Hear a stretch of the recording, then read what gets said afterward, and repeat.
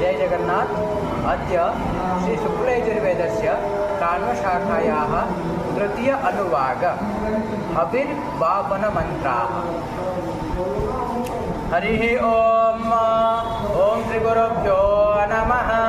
हरिः ॐ अग्ने व्रतपते व्रतं चारिष्यामि तच्छकेयन्तन्मे राज्यताम् इदमहमनृतात् सत्यमुपैमि कस्त्वायुनक्ति सत्त्वायुनक्ति कस्मै त्वायुनक्ति तस्मै त्वायुनक्ति कर्मणे वां वेशाय वां प्रत्युष्टग्मुरक्ष प्रत्युष्टा अरातयो निष्टप्तग्मु रक्षो निष्टप्ता अरातयः उर्वन्तारिक्षमन्वे